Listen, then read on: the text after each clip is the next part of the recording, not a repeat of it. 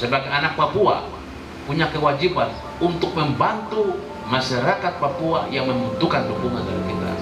Makanya orang Papua hari ini tidak boleh hidup sendiri-sendiri. Orang Papua harus hidup bersama-sama dengan orang Papua yang satu dengan yang lain.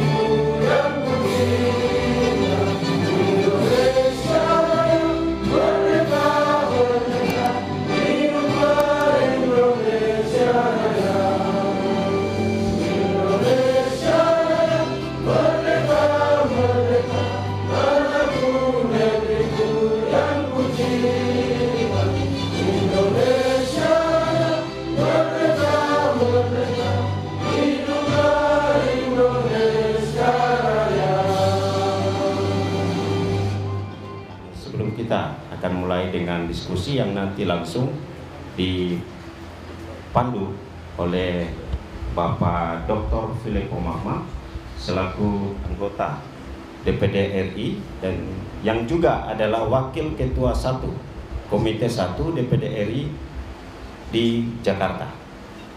Terima kasih, dan kesempatan ini saya akan serahkan langsung kepada Bapak Dr. Filippo Mahma untuk menjalankan atau memimpin secara langsung diskusi kita pada siang hari.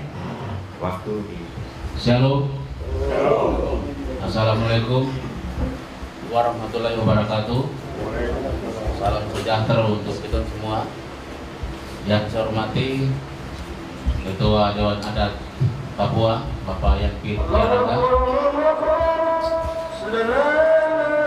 Yang saya hormati Ketua LMA 7 suku di Kabupaten Teluk Bintuni. Yang saya hormati tokoh pemuda, tokoh perempuan, tokoh masyarakat, tokoh adat, tokoh suku di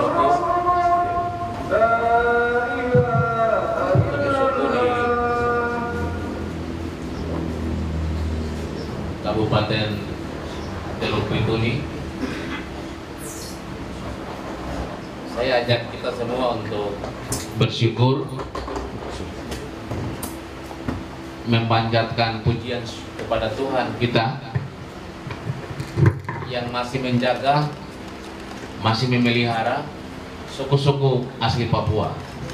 terutama 7 suku dengan di Kabupaten Teluk Bintuni. Mari kita berikan aplaus untuk 7 suku.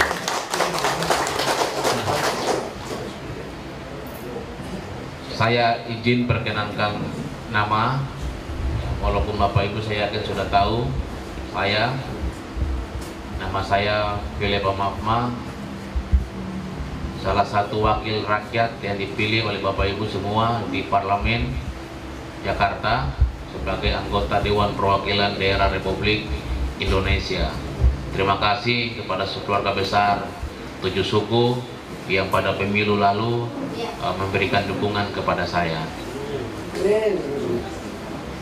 Bapak-bapak dan ibu semua, saya ini punya tugas cuma satu saja.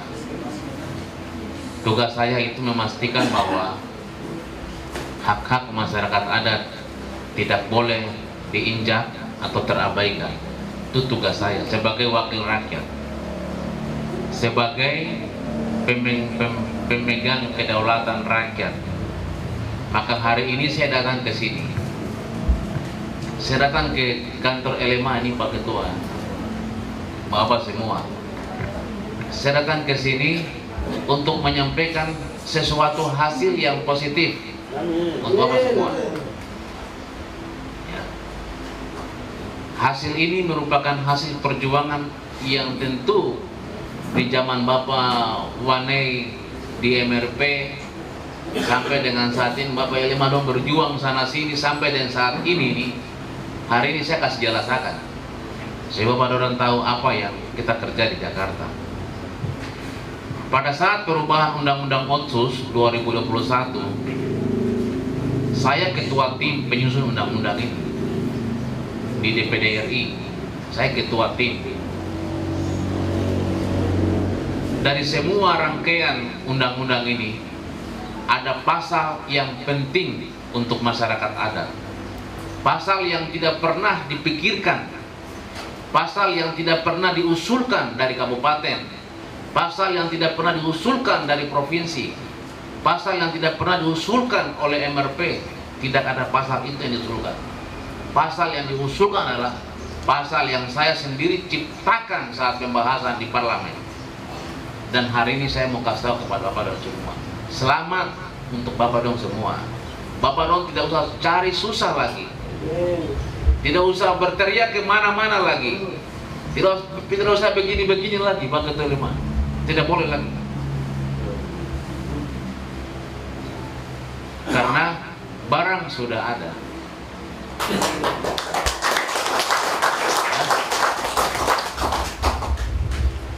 Sekarang kita sudah tegaskan dalam undang-undang itu, sudah jelas penegasannya.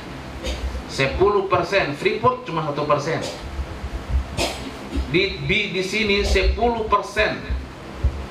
dana bagi hasil migas untuk masyarakat adat. Jelas pasal. Ya. Jadi perusahaan sudah laksanakan ini kewajiban. Bibit tangguh sudah laksanakan kewajiban. Sudah store bagi hasil ke pusat. Pusat juga sudah store ke sini. Amin. Ada di provinsi. Nanti saya sebutkan, dia punya 5 orang kaget. Saya punya data keuangan jelas dari Kementerian Keuangan. Bapak Elema, barang sudah ada dan kita harus rebut, kita punya hak itu. Ya, saya bilang ke Elema, Bapak Don semua, sekarang saya datang kemari berarti saya adalah bagian daripada keluarga besar 7 suku. Kita pastikan ratusan miliar itu datang ke Elema untuk kami kelola.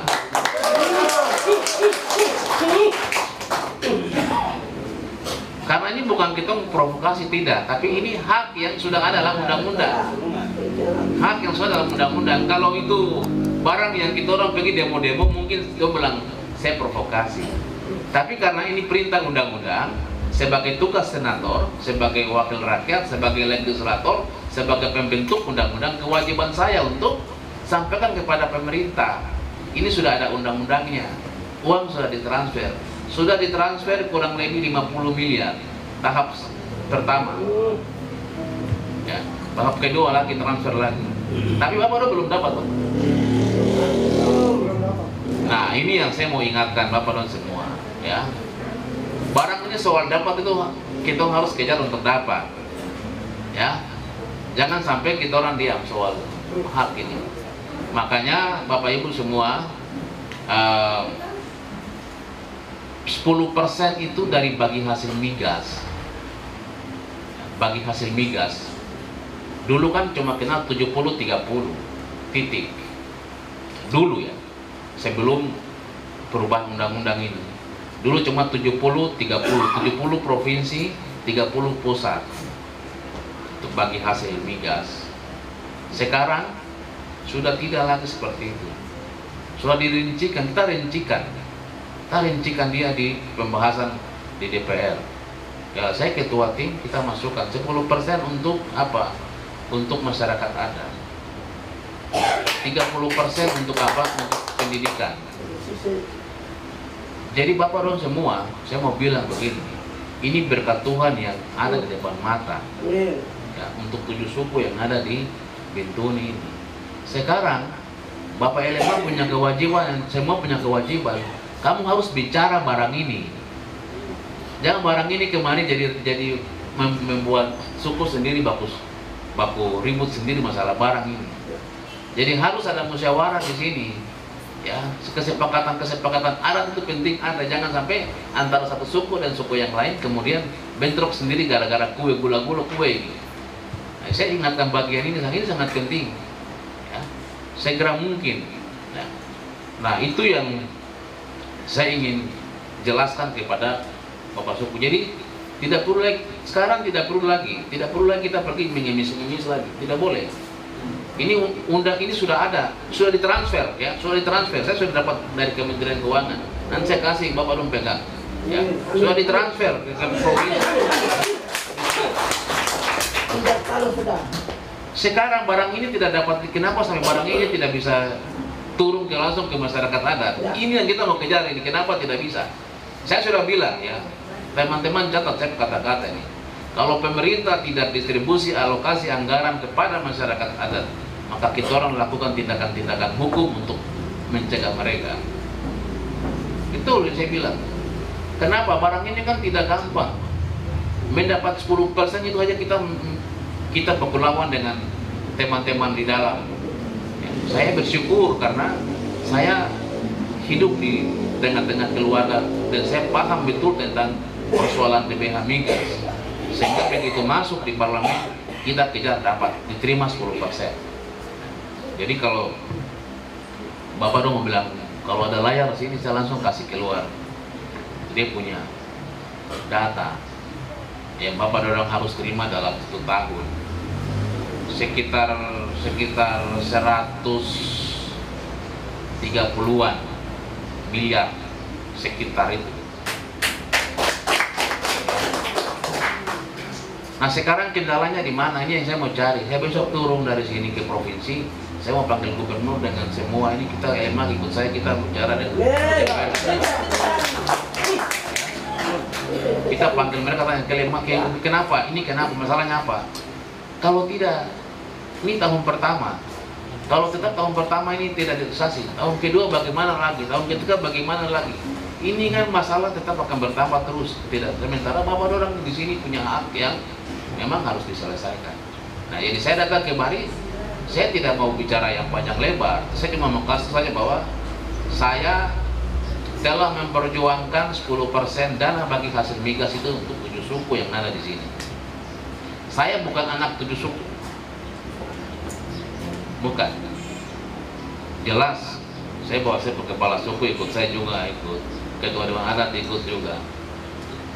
Tetapi sebagai anak Papua, kami punya kewajiban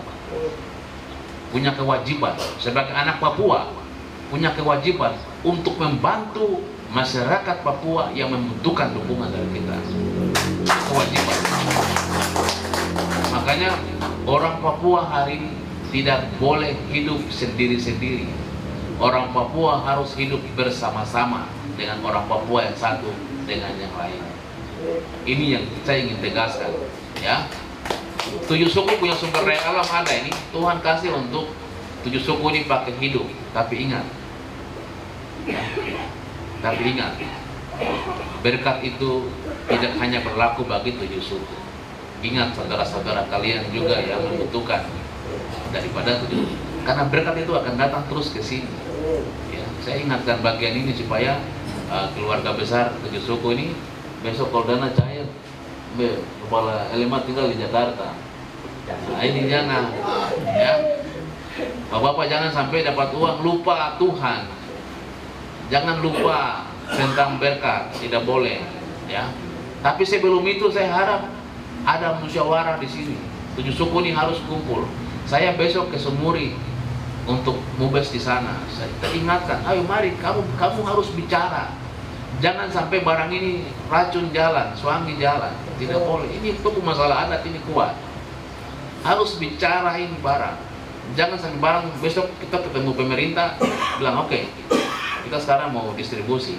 Begini kita sendiri kacau di bawah. Kita belum siap untuk bagaimana distribusi, untuk apa uang ini, untuk apa. Dan saya sudah ingatkan pemerintah, saya sudah ingatkan, uang ini bukan uang yang sama seperti uang-uang sebelumnya yang kemudian dijadikan sebagai PAD Kabupaten Bintuni atau Provinsi Papua Barat yang dibuat dalam bentuk program. Tidak, jelas sekali adalah untuk pemberdayaan kelembagaan ada, itu jelas. Nah ini yang kita harus ini, jangan sampai kemudian dibilang ini yang untuk ini, oh tidak, Pak Ketua Lima. Tidak. Makanya saya pakai logo ini, logo saya Pukampus lagi ini, di sini lagi. LMA tidak boleh jalan sendiri. Kita kampus sama-sama dengan bapak-bapak semua jalan. Ada masalah kita bicara di dunia kampus, membantu, mensupervisi, mendampingi supaya ke depan jangan sampai kita kemudian dibodohi, apalagi ditipu dan lain sebagainya. Bagian ini yang saya ingin ingatkan kepada keluarga besar tujuh suku yang ada di sini. Sekarang sudah ada, uang sudah ditransfer, Sekarang posisi keuangan itu ada di provinsi, sudah ditransfer, Bapak Kepala Lima. Makanya kalau ada ketua DPR di sini bagus, ada DPR kabupaten ada bagus. Saya mau ingatkan mereka, DPR kabupaten, saya mau ingatkan mereka itu yang harusnya berjuang untuk proses barang-barang ini. Karena mereka, saya cuma cari uang di Jakarta, sudah kasih ke daerah. Sekarang DPR provinsi, MRP dengan DPR kabupaten punya kewajiban untuk bagaimana proses pencairan. Ini tugas saya sudah selesai untuk rumuskan dalam undang-undang. Sekarang tugas selanjutnya adalah tugas daripada mereka di kabupaten kota. Nah, itu yang paling penting yang saya ingin bagi informasi ini. Sekali lagi, bapak-bapak, ibu-ibu, kepala-kepala suku, tokoh pemuda, tidak perlu lagi kita repot untuk memperjuangkan sesuatu, karena barang sudah ada. Yang belum ada itu yang kita dulu demo sana sini, barang sudah ada Pak Mato. Sekarang tinggal bagaimana barang ini terdistribusikan sesuai dengan apa yang kita inginkan. Gitu, ya. Kalau kita orang tidak ada, kalau saya tidak ada, orang bilang senator jangan bicara ke masyarakat. Tidak, saya harus bicara, karena barang ini saya yang susun. Kalau saya tidak bicara barang ini, orang tidak tahu terus uang ini mau dikemanakan. Apakah uang ini berbunga-bunga di bank? Apakah uang ini digunakan untuk sumber yang lain? Apakah uang ini ditarik kembali ke Jakarta? Masyarakat tujuh suku membutuhkan uang itu untuk kehidupannya, kesejahteraannya, pendidikannya, ekonominya. Masyarakat ini sangat membutuhkan. Oleh sebab itu tidak ada alasan untuk kita santai. Hari ini saya datang ke sini, saya sama-sama dengan Ketua LMA dan masyarakat tujuh suku, kita berjuang sama-sama. Dalam waktu dekat barang ini bisa terrealisasi. Saya pikir itu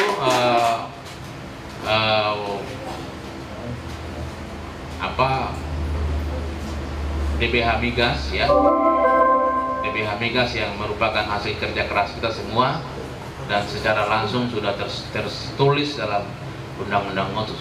Tadinya orang bilang saya don't tulis-tulis Philip itu dia pengkhianat, dia perpanjang Otsus. Tapi saya tidak dapat apa-apa, saya sumpah Rp1 pun Philip Mahma tidak makan dari otsus jilid kedua ini. Rp1 pun. Saya orang lurus, tegak lurus. Tapi hari ini saya datang ke sini, orang yang bicara-bicara, hari saya datang ke sini, ratusan miliar Bapak orang sekarang pegang di tangan. Suku-suku asli Papua punya sumber daya alam yang dapat sekarang itu. Walaupun saya orang bikin video ke sana sini bilang kita ini pengkhianat, tapi ya ini fakta bahwa hari ini 10% diakomodir dalam undang-undang otsus dan telah transfer. Saya baca dia mau transfer dan saya baru dengar baik-baik.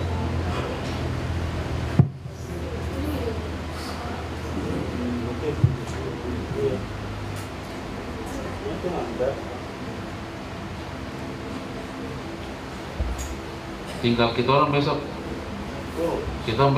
saya ke provinsi ya, kita minta gubernur, DPR untuk dorang segera percepat realisasi DBH Migas kepada masyarakat adat. Itu saja kita punya cara.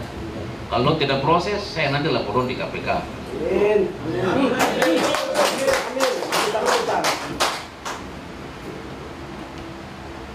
Karena apa? Karena LMA ini penting, bapak-bapak semua. LMA Dewan Adat kita ini penting. Papua ini tidak bisa hidup tanpa organisasi adat. Kita ini masyarakat adat. Dunia sudah akui bahwa Papua ini adalah bagian daripada masyarakat adat. Sudah diakui. Termasuk konstitusi negara kita juga mengakui tentang masyarakat adat. Jadi kita ini masyarakat adat. Kalau kita mengadat, banyak kelemahan dan kekurangan kita juga. Maka pembangunan apapun dilakukan di Papua wajib menghargai dan menghormati hak-hak masyarakat adat. Nah, otonomi khusus dikasih, konsekuensinya diterima, 10% diberikan.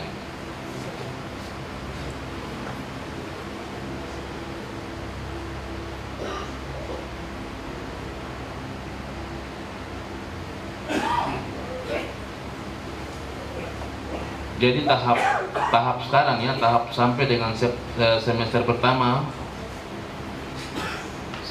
pertama itu kurang lebih 58,64 miliar. Ini kan dua tahap.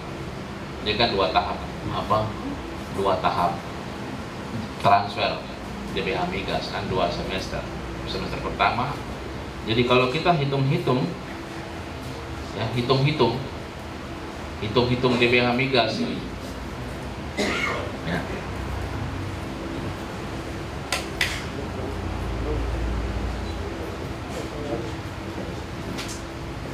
Jadi kalau kita hitung-hitung masyarakat 7 suku DBH Migas ini mendapatkan sebesar 111,30 miliar. Itu DBH Migas, Bapak LMA. Bapak tidak perlu sewa gedung ini lagi, bikin kantor sendiri, gedung sendiri. Ini sekarang barang sudah di depan mata. Nah sekarang saya ajak kita semua, ya, saya sebanyak harap DPR hadir juga. Saya kemarin sudah panggil MRP dengan ini, tapi mereka mungkin ada agenda lain. Maksud saya, kita harus eksekusi ini barang, tidak boleh lama. Tidak boleh kita biarkan berlarut-larut, ya. Makanya saya besok ke Sumuri, saya jelaskan ke Sumuri, Bapak Dono sudah dengar semua ini. Pulang ke Manokwari, saya undang DPR, MRP, undang gubernur, kita bicara tentang DBH Migas ini. Bagaimana prosesnya? Tapi lebih daripada itu, Bapak LMA, ada orang harus kumpul bicara sendiri lagi. Harus ada kesepahaman sama-sama lagi. Jadi saya bilang ini barang kalau kita bagi, bagaimana pembagiannya, bagaimana cara distribusinya, masing-masing orang kah, organisasi kah, ini harus dibicarakan. Itu, ya, ini harus dibicarakan, jangan sampai tidak dibicarakan. Kalau tidak dibicarakan, ini kan jadi masalah baru lagi. Kita masalah baru lagi. Oleh sebab itu saya titip pesan Bapak Lu sudah dengar apa yang saya bicara ini? Sesuatu yang saya tidak tipu. Ini sesuatu yang benar-benar terjadi. Bapak Lurah, tolong setelah kita tinggalkan tempat ini, LMA tolong untuk menggerakkan organisasi yang ada ini. Untuk apa? Untuk bahas. Supaya kalau pemerintah menawarkan dia punya, kita juga punya tawaran juga ada. Kalau pemerintah menawarkan tentang distribusi dalam bentuk ini, kita juga punya konsep ada juga. Kami mau seperti ini. Jangan sampai kemudian kita dengan kekurangan yang ada menerima begitu saja terus kemudian kita marah, wah kenapa kita terima? Nah itu ini, nah, makanya saya bilang mari Bapak Ketua LMA dan jajaran LMA, masyarakat pemuda yang ada, ini sudah harus dibicarakan, tidak boleh tenang. Ini sudah harus menjadi bahan untuk dibicarakan. Mulai sebentar kita pulang ini, Bapak Don sudah mulai bicara, dan saya sudah mulai hari ini keluar dari sini. Saya sudah akan bicara di kementerian bahwa alokasi anggaran ini harus dibicarakan. Saya akan bicara mulai setelah keluar dari sini. Supaya apa? Supaya menjadi bahan konsumsi publik semua. Bahwa dana ini jangan sampai dana yang diam. Dana ini milik masyarakat adat, maka kewajiban pemerintah memfasilitasi anggaran ini sampai tiba pada sasaran dan tujuan. Saya sebagai fasilitator menyampaikan keberhasilan saya di parlemen membentuk undang-undang mengakomodir 10%. Selanjutnya pelaksanaannya adalah pemerintah di daerah dan wajib hukumnya untuk mereka melaksanakan apa yang berdasarkan perintah undang-undang itu. Nah, karena undang-undang pasal itu disebutkan dilampirkan dengan anggaran. Tidak ada pasal 10% tanpa anggaran. 10% disebutkan BP melaksanakan kewajibannya sebagai perusahaan. Store fiskal pajaknya ke pusat, maka pusat store baginya kepada daerah dengan alokasinya 10% ke masyarakat. Itu perintah daripada undang-undang. Saya berharap Bapak-bapak semua Ketua LMA, saya berharap bantuan atau hak-hak masyarakat adat tujuh suku ini ketika terrealisasi, ingatlah ini adalah berkat Tuhan. Maka harus bersyukur dan jaga dusun terus. Terima kasih atas waktu yang diberikan kepada saya, Bapak DPD Pusat yang saya hormati, Bapak Ketua Dewan Adat Provinsi yang saya hormati, teman-teman kepala suku Bintuni yang saya hormati. Saya hanya mengucapkan selamat, terima kasih banyak kepada Bapak, anak Papua yang memang peduli, duduk di Jakarta. Akhirnya hari ini kami dapat berita yang sangat ya. Karena bukan saya bicara DPR lain, tetapi DPR yang kita pilih ke sana baru tinggal saja di sana, belum pernah ada yang datang bicara apa di sini. Jadi ya kami terima kasih banyak kepada Bapak. Hari ini keluhan masyarakat Bintuni pada khususnya dan juga masyarakat Papua pada umumnya mengeluh tentang dana bagi hasil, hak-hak kita itu hari ini Tuhan sudah jawab. Doa-doa kita itu sudah Tuhan jawab. Nah, ini waktu yang cukup lama kita berjuang sama-sama. Izin Bapak DPR, kami di Bintuni juga sudah ketemu di Manokwari, Gubernur apa semua kami sudah berjuang. Tetapi karena tidak ada aturan yang bisa kami pegang, akhirnya kami hanya berjuang begitu saja, tapi belum ada hasil. Tapi hari ini sangat jelas, dan ini ibarat kami sakit, Bapak datang sudah kasih kami obat. Mudah-mudahan kami sehat.